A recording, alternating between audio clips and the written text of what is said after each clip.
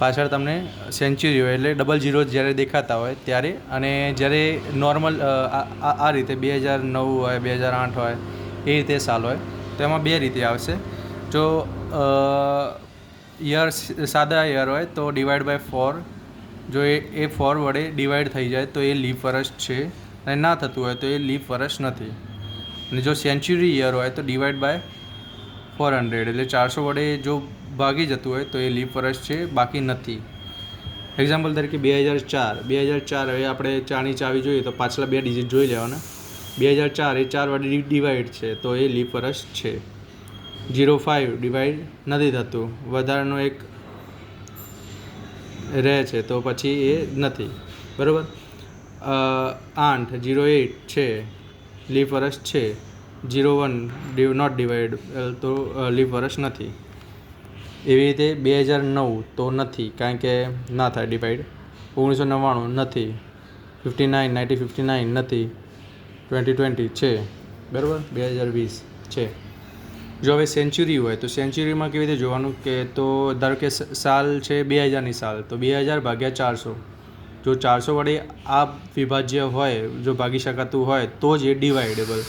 હવે આ 4 વડે આને ભાગી શકાય, પણ આને 400 વડે ભાગી શકાતું નથી, તો પણ આ શું છે, જ્યારે સેન્ચુરી હોય ત્યારે 400 વડે જ ભાગીને ચેક કરી લેવાનું. જો 400 વડે ભગાતું ના હોય તો એ લીપ વર્ષ નથી, નોર્મલ યર છે. અને નોર્મલ યરમાં આપણે જે 28 દિવસ હોય એ ફેબ્રુઆરીમાં 28 દિવસ હશે. આ લીપ વર્ષ છે 2000ની સાલ, એ લીપ વર્ષ છે તો એમાં એ લીપ વર્ષ 366 દિવસ, અને ફેબ્રુઆરીમાં 29 દિવસ, આમાં 365 દિવસ, બરાબર. તો લીપ વર્ષ અને એ સેન્ચુરીમાં, અને આપણે આ રીતના યરમાં એ રીતે આપણે ચેક કરી લેવું. મોસ્ટ ઓફલી ક્વેશ્ચન આમાંથી આવતા હોય છે, તો આ રીતના ક્વેશ્ચન આ રીતે ઇઝીલી સોલ્વ થઈ જશે, લીપ યર્સ છે કે નહીં. એના પછીના ક્વેશ્ચન કે આપણે જે ક્વેશ્ચન છે પૂછાય છે ડે ટુ ડે અને આ તારીખે કયો વાર, એના માટે આપણે સમજવું પડશે ઓડ ડેઝ, કે જાન્યુઆરીના ઓડ ડેઝ 7, ફેબ્રુઆરીમાં 0 કાં તો 1 લીપ વર્ષ હોય તો તે પ્રમાણે આમાં આપણે સમજી લઈએ કે વધારાના દિવસો કઈ રીતે. ધારો કે આપણે 37 લીધા તો 37 ડિવાઈડ બાય 7, તો વધારાના દિવસો 2 આવ્યા, બરાબર. અઠવાડિયામાં વધારાના દિવસો 2, 5 અઠવાડિયા પૂરા થયા અને બીજા 2 દિવસ એક્સ્ટ્રા પડી રહ્યા, તો જે 2 વધ્યા એ કહેવાય વધારાના દિવસ, એટલે કે ઓડ ડેઝ. 50 હોય તો 50 ડિવાઈડ બાય 7 1, બરાબર, વધારાના દિવસ 1. 300 હોય તો 6.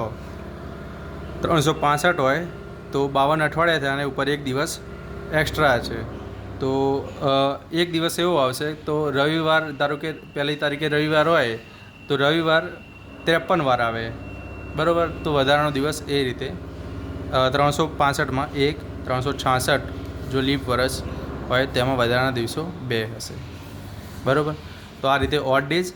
એ રીતે આપણે જાન્યુઆરી ફેબ્રુઆરીનું કોષ્ટક બનાવી દીધું કે, તો જાન્યુઆરીમાં 31 દિવસ હોય તો 7 તારીખ 24, 7 ચોક 28, 29, 31, 3 દિવસ વધ્યા તો એ 3 ડે વધારાના દિવસો. ફેબ્રુઆરીમાં 28 તો 28 હોય તો 0, અને જો લીપ વર્ષ હોય તો 1 આવશે, તો 30, 32, 32, 33, 23. એ રીતે આપણને શું સ્પીડમાં આપણે દાખલા ગણી શકાય, એના માટે થોડુંક યાદ રાખી દેવાનું.